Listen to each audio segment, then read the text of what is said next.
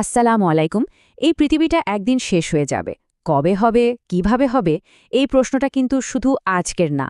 হাজার হাজার বছর ধরে মানুষ এটা নিয়ে ভেবেছে, বিজ্ঞানীরাও ভাবছেন। চলুন আজ আমরা ইসলামী ধর্মতত্ত্বের চোখে এই গভীর রহস্যটা একটু বোঝার চেষ্টা করি। একবার ভাবুন তো, এই বিষয়টা নিয়ে গবেষণা করতে গিয়ে মূল বক্তার ঠিক এই অনুভূতি হয়েছিল। তার মনে হচ্ছিল তিনি নিজেই হয়তো কোনো বড় পরীক্ষার মধ্যে পড়ে গেছেন। এই কথাটা থেকেই বোঝা যায় আমরা কোনো হালকা বিষয় নিয়ে কথা বলছি না। এটা এমন একটা ব্যাপার যা আমাদের চিন্তার একেবারে গভীরে নাড়া দিয়ে যায়। আচ্ছা, এই যে পৃথিবী একদিন শেষ হয়ে যাবে, এই চিন্তাটা কিন্তু শুধু কোনো একটা ধর্মের কথা না। আসলে এটা একটা সার্বজনীন মানবিক ভাবনা। সব দেশের, সব সংস্কৃতির মানুষ, এমনকি বিজ্ঞানীরাও কিন্তু এর উত্তর খুঁজে বেড়াচ্ছেন যে এই মহাবিশ্বের শেষটা কোথায়। বিজ্ঞানীরা কি বলেন জানেন? তারা বলেন পৃথিবীর শেষের জন্য বাইরের কোথাও তাকানোর দরকারই নেই। প্রথম কারণটা তো আমাদের চোখের সামনেই ঘটছে, জলবায়ু পরিবর্তন। আর্কটিকের বরফ গলে যাচ্ছে, বিশাল বিশাল বরফের চাদর উধাও হয়ে যাচ্ছে, আর প্রতি বছর গরমের রেকর্ড ভাঙছে। মনে হচ্ছে যেন পৃথিবীটা আমাদের চোখের সামনেই একটু একটু করে শেষের দিকে এগিয়ে যাচ্ছে। জলবায়ুর পর যদি কিছু আসে তো সেটা হলো ভাইরাসের ভয়। ইতিহাস তো সাক্ষী, তাই না? ভেবে দেখুন সেই ১৩৪৭ সালের ব্ল্যাক ডেথ। মাত্র ৪ বছরে পৃথিবীর অর্ধেক মানুষ শেষ। আর এখনকার কথা ভাবুন, বিজ্ঞানীরা বলছেন এখনও প্রায় ১.৫ মিলিয়ন অজানা ভাইরাস লুকিয়ে আছে। কে জানে কোনটা কখন মানবজাতির জন্য আবার ওরকম একটা হুমকি হয়ে দাঁড়াবে। আর হ্যাঁ, আরেকটা ভয় তো আছেই, মহাকাশ থেকে আসা বিপদ, মানে গ্রহাণুর আঘাত। ভাবা যায় প্রায় ৬.৫ কোটি বছর আগে মাত্র ১০ কিলোমিটার চওড়া একটা পাথর এসে আছড়ে পড়েছিল, আর তাতেই ডাইনোসরদের ১৬.৫ কোটি বছরের রাজত্ব শেষ। তো এরকম একটা ঘটনা যে আবার ঘটবে না তার তো কোনো নিশ্চয়তা নেই। আর ঘটলে আমাদের এই চেনা পৃথিবীর কি হবে সেটা তো বোঝাই যাচ্ছে। তো বিজ্ঞানের কথা তো হলো, চলুন এবার আমরা একটু ধর্মতত্ত্বের দিকে তাকাই। ইসলামে পৃথিবীর শেষ বা বিচার দিবসের যে ধারণাটা আছে সেটা কিন্তু খুবই গুরুত্বপূর্ণ, আর একেই বলা হয় কিয়ামাত। এই দিনটা ইসলামে যে কতটা গুরুত্বপূর্ণ তা একটা জিনিস থেকেই বোঝা যায়। পবিত্র কুরআনে এর জন্য একটা দুটো নয়, ১৭টারও বেশি নাম ব্যবহার করা হয়েছে, আর প্রত্যেকটা নামের মধ্যেই এর আলাদা আলাদা তাৎপর্য লুকিয়ে আছে। যেমন ধরুন আসা, মানে সেই বিশেষ মুহূর্তটা। আবার ইয়ম আল দিন, মানে চূড়ান্ত বিচারের দিন। আচ্ছা, কিয়ামাত শব্দটার মানে কি? চলুন একটু গভীরে যাই। এটা এসেছে আরবি শব্দ কায়াম থেকে, যার মানে হল উঠে দাঁড়ানো। মানে এটা হলো সেই দিন যেদিন সব কিছু ধ্বংস হয়ে যাওয়ার পর সমস্ত মৃত মানুষ তাদের কবর থেকে আবার উঠে দাঁড়াবে, এক নতুন জীবনের জন্য। ইসলামে এই পুরো বিচার দিবসের ব্যাপারটা কিন্তু কয়েকটা ধাপে হয়। মোট ৩টে প্রধান ধাপ। প্রথম ধাপে আমাদের এই চেনা পৃথিবী, আসমান, জামিন সব কিছু ধ্বংস হয়ে যাবে। এরপর দ্বিতীয় ধাপে যত মৃত প্রাণী আছে সবাইকে আবার জীবন দেওয়া হবে, তারা কবর থেকে বেরিয়ে আসবে। আর সবশেষে তৃতীয় ধাপে হবে আসল হিসাব নিকাশ, প্রত্যেকের কাজের ফল অনুযায়ী পুরস্কার বা শাস্তি দেওয়া হবে। এই ৩টে ধাপ মিলেই কিন্তু কিয়ামতের পুরো প্রক্রিয়াটা তৈরি। তো এত সব শোনার পর মনে একটাই প্রশ্ন আসে, তাই না? যে এই দিনটা আসবে কবে? যুগ যুগ ধরে মানুষ এই প্রশ্নের উত্তর খুঁজেছে, কিন্তু ইসলামী বিশ্বাস মতে এর সঠিক সময়টা একমাত্র আল্লাহই জানেন। এটা একটা ঐশ্বরিক রহস্য, যার জ্ঞান আর কারো কাছে নেই। একটা খুব বিখ্যাত হাদিস আছে, হাদিসে জিব্রাইল।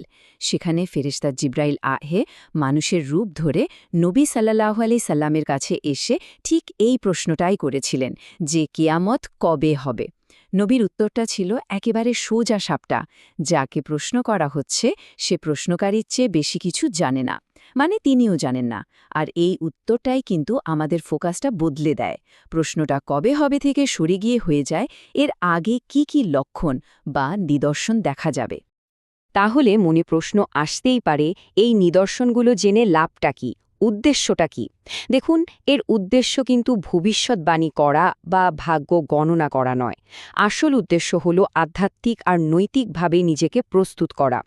এই চিহ্নগুলো আসলে এক একটা রিমাইন্ডার, মনে করিয়ে দেয় যে এই দুনিয়াটা কিন্তু চিরস্থায়ী না, আর তাই আমাদের সময়টাকে কাজে লাগিয়ে পরকালের জন্য প্রস্তুতি নিতে হবে। তো চলুন এবার এই আলোচনার একটা খুব গুরুত্বপূর্ণ দিকে যাওয়া যাক। এই যে শেষ জামানার নিদর্শনগুলো, এগুলোকে বোঝার বা ব্যাখ্যা করার কিন্তু কিছু নিয়ম আছে, আর এই নিয়মগুলো জানাটা খুবই জরুরি। সবচেয়ে প্রথম আর সবচেয়ে জরুরি নিয়মটা হলো, এই বিষয়ে যা কিছু জানা বা বলা হবে তার প্রত্যেকটা তথ্য আসতে হবে সরাসরি ধর্মগ্রন্থ থেকে, মানে কোরআন আর সহি হাদিস থেকে। এখানে ব্যক্তিগত মতামত, নিজের তত্ত্ব বা মন গড়া ব্যাখ্যার কোনো জায়গা নেই। কারণ নিজের মতো করে ব্যাখ্যা করতে গেলে শুধু যে বিভ্রান্তি ছড়াবে তাই না, এটা রীতিমতো বিপজ্জনকও হয়ে উঠতে পারে। এই ভুল ব্যাখ্যার ফল যে কতটা মারাত্মক হতে পারে তার একটা জলজ্জান্ত উদাহরণ আছে ইতিহাসে। যখন মঙ্গলরা বাগদাদ আক্রমণ করতে আসে, তখন সেখানকার কিছু মানুষ প্রচার করতে শুরু করে যে এরাই হলো সেই ইয়াজুজ মাজুজ যাদের কথা ভবিষ্যৎবাণীতে বলা আছে। আর যেই না এ কথা ছড়ালো, শহরে প্রতিরোধ ব্যবস্থা একেবারে ভেঙে পড়ল। সবাই ধরে নিল এদের সঙ্গে তো লড়াই করে লাভ নেই, হার তো হবেই। ফলাফল, প্রায় বিনা প্রতিরোধে এক ভয়াবহ গণহত্যা চলল। এই ঘটনাটা আমাদের চোখে আঙুল দিয়ে দেখিয়ে দেয় যে নিদর্শনগুলোর ভুল ব্যাখ্যা শুধু আশায় বিভ্রান্তি ছড়ায় না, এটা বাস্তব জীবনেও ভয়ঙ্কর বিপর্যয় ডেকে আনতে পারে। এরপর আসে দ্বিতীয় নিয়ম। আমাদের এটা মাথায় রাখতে হবে যে হ্যাঁ, আমরা হয়তো শেষ জামানায় বাস করছি, কিন্তু তার মানে এই না যে সব বড় বড় নিদর্শন এখনই ঘটে যাবে। অনেক বড় নিদর্শন কিন্তু এখনও বাকি। তাই দুনিয়ায় যাই ঘটুক না কেন, সবকিছুর সাথে জোর করে কোনো একটা নিদর্শনকে মেলানোর চেষ্টা করাটা ঠিক না। আচ্ছা, এবার আমাদের আলোচনার একেবারে শেষ এবং মূল একটা ধারণার দিকে আসি। সেটা হলো ফিতনা, অর্থাৎ সেই সব পরীক্ষা আর সংকট যা শেষ জামানার বৈশিষ্ট্য। ফিতনা শব্দটা শুনলে আমাদের মাথায় প্রথমে কি আসে? গণ্ডগোল, বিবাদ, বিশৃঙ্খলা, এরকম কিছু, তাই না? কিন্তু শব্দটার আসল আরবি অর্থ কিন্তু আরও গভীর। এর মানে হল পরীক্ষা বা ট্রায়াল। কোরআন তো এমনকি আমাদের ধন সম্পদ আর সন্তান সন্ততিকেও ফিতনা বলেছে, মানে তারাও আমাদের জন্য এক একটা পরীক্ষা। আর শেষ জামানার ফিতনাগুলো হবে ঠিক সেরকমই, বিশ্বাসের জন্য এক কঠিন আধ্যাত্মিক পরীক্ষা। এই হাদিসটা একবার ভাবুন তো, কতটা ভয়ঙ্কর কথা। পরীক্ষাগুলো এতটাই কঠিন আর সূক্ষ্ম হবে যে একজন মানুষ সকালে যা বিশ্বাস করবে, সন্ধ্যায় হয়তো আর তা করবে না। মানে বিশ্বাসটা এতটাই ঠুনকো হয়ে যাবে যে সামান্য একটু দুনিয়াবি লাভের জন্য মানুষ নিজের ধর্মকে বিক্রি করে দেবে। তাহলে এখন প্রশ্ন হল, এই ভয়ঙ্কর আধ্যাত্মিক পরীক্ষাগুলো থেকে বাঁচার উপায়টা কি? কিভাবে বাঁচা যাবে? উত্তরটা কিন্তু খুব সহজ, কিন্তু একই সাথে খুব শক্তিশালী। আর সেটা হলো জ্ঞান আর সচেতনতা। মূল উৎসে এটাই বলা হচ্ছে। এই পরীক্ষাগুলো থেকে আসলে তারাই বাঁচতে পারবে যারা এগুলো সম্পর্কে আগে থেকে জানবে, জেনে নিজেদেরকে প্রস্তুত রাখবে। চলুন এই আলোচনাটা একটা গভীর প্রশ্ন দিয়ে শেষ করা যাক।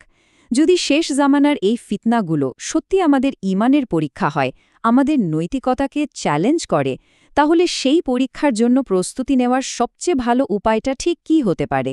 এটা এমন একটা প্রশ্ন যা নিয়ে আমাদের সবারই একটু ভাবা উচিত।